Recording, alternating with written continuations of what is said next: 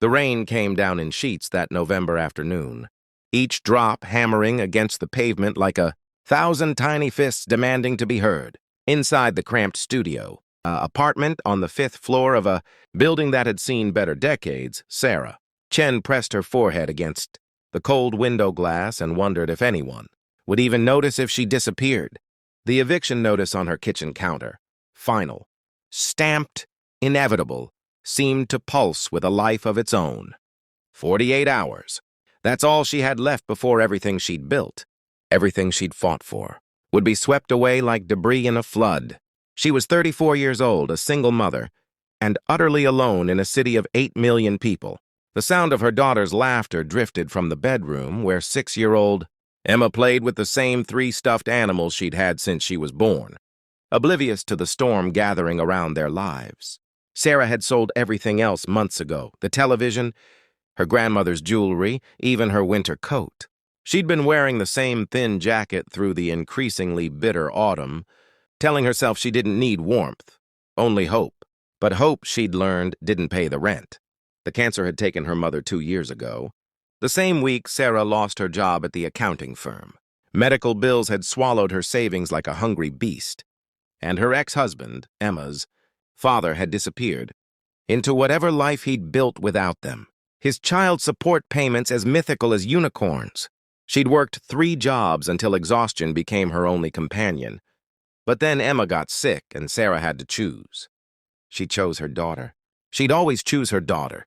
Now they were paying the price. Sarah heard the buzzer and ignored it. Probably someone hitting the wrong apartment. But it buzzed again and again. With a sigh that came from somewhere deep in her bones, she pressed the intercom button. Yes? Delivery for Sarah Chen. The voice was female, young, almost cheerful despite the weather. I didn't order anything. Says here it's prepaid. You gonna let me in, or am I gonna turn into a fish out here? Against her better judgment, Sarah buzzed her up. She opened the door a crack, chain still attached, and waited. The woman who appeared was maybe 25, drenched from head to toe, with box braids plastered to her face and the biggest smile Sarah had seen in months. You, Sarah? Who sent this? Just says from a friend. Look, I'm just the delivery girl and this box is heavy. Can I please come in for just a second? Sarah unhooked the chain. The woman lugged in a large cardboard box and set it on the floor with a grateful grunt. Water dripped from her jacket onto Sarah's worn carpet. You should dry off, Sarah heard herself say. I can make tea. That's real kind of you. But I got 6 more deliveries before I'm done. The woman pulled out a tablet. Just need your signature here. After she left, Sarah stared at the box.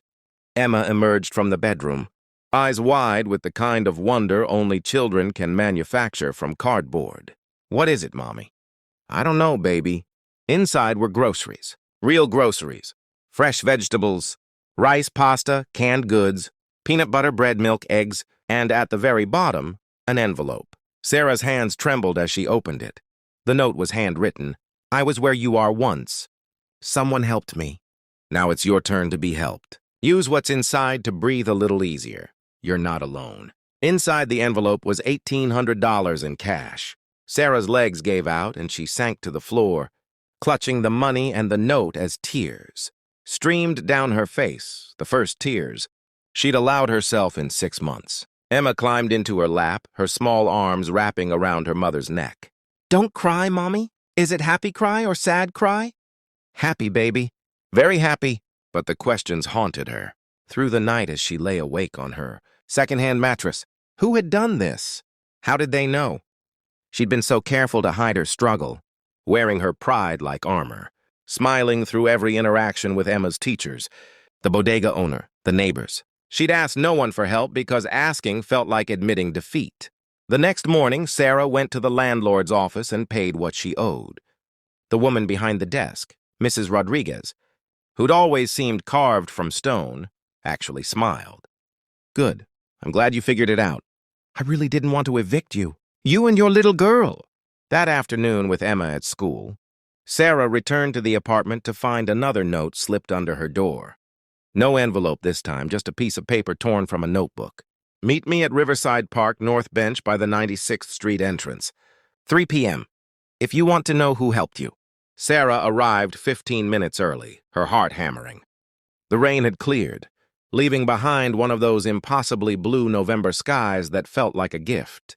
She sat on the bench watching joggers and dog walkers pass by, wondering if this was some kind of cruel joke. At exactly 3 o'clock, an elderly woman sat down beside her.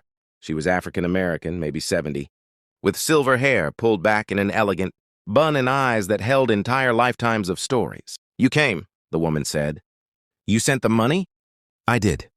"But how did you even know? I've never met you." "Have I?" The woman smiled. "Not directly, but I've seen you. I volunteer at Emma's school in the library. I've watched you drop her off, seen you wear the same clothes week after week, noticed how thin you've become. I've seen you smile at your daughter even when your eyes hold nothing but fear." She paused. "I know that look because I wore it once too." Sarah couldn't speak. 40 years ago, I was you," the woman continued. "Single mother, 2 kids, husband left, no money, no family. I was 2 days from homelessness when a stranger gave me help. No questions, no strings, just help. She told me to pay it forward when I could." The woman's eyes glistened. "It took me 30 years, but I finally could. So I've been watching for someone who needed it the way I did. And that's you, Sarah." "I don't know what to say. How do I ever repay you?" "You don't repay me. You pay it forward. When Emma's grown, when you're stable. When you see someone else drowning the way you were, you throw them a rope. That's how this works." "I will, I promise." The woman stood, adjusting her coat. "I know you will. I can see it in you. You're one of the ones who'll make it. You're stronger than you know." "Wait," Sarah called as the woman began to walk away. "What's your name, please? I need to know who to thank." The woman turned back, and her smile was radiant. "My name is Grace, but you don't need to thank me, honey. Just live. Live well, love that beautiful girl of yours. And remember that kindness isn't a transaction. It's a legacy." Sarah watched Grace disappear into the afternoon crowd, a stranger who'd become her guardian angel, a woman whose name matched perfectly what she'd given. That night, Sarah held Emma close and told her a story. Not the usual fairy tales, but a real story about kindness and strangers and how sometimes the world surprises you when you least expect it. Emma listened with the seriousness children reserve for truly important things. "So we have to help people too?" Emma asked. "Yes, baby, we do. Even when we don't have much?" "Especially then." 3 years later, Sarah stood in the same park on a similar November day. She'd gotten back on her feet, slowly, painfully but surely. A new job, a better apartment, stability that felt like solid ground after years of quicksand. Emma was 9 now, thriving, happy, whole. Sarah was meeting someone. A young woman she'd seen at the community center where she now volunteered, a woman who reminded her of herself 3 years ago. She had the same haunted eyes, the same forced smile, the same worn clothes. Sarah had learned her story, domestic violence survivor. No family, living in a shelter with her baby son, trying desperately to hold everything together while everything fell apart. Sarah carried an envelope in her pocket. When the woman arrived, confused but curious about the mysterious meeting request, Sarah simply handed it to her. Inside was money, not $1,800 this time, but $3,000 saved carefully over months, and a note. "I was where you are once. Someone helped me. Now it's your turn to be helped. You're not alone." The woman's hands shook as she read it, tears streaming down her face in rivers of relief and disbelief and hope. "I don't understand. Who are you?" Sarah thought of Grace, probably still volunteering at the school, still watching for others who needed help. She thought of the chain of kindness stretching backward and forward through time, connecting strangers into a family of humanity. "My name is Sarah," she said, "and I'm paying it forward." She left the woman sitting on the bench, crying happy tears, clutching hope in her hands.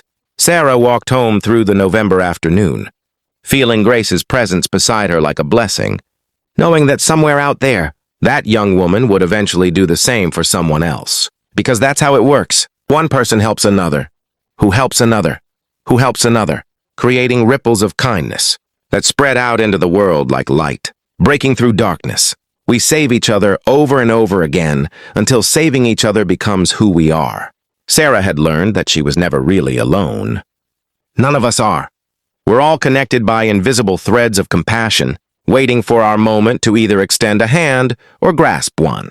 And in those moments, those beautiful, terrifying, transformative moments, we discover what it truly means to be human.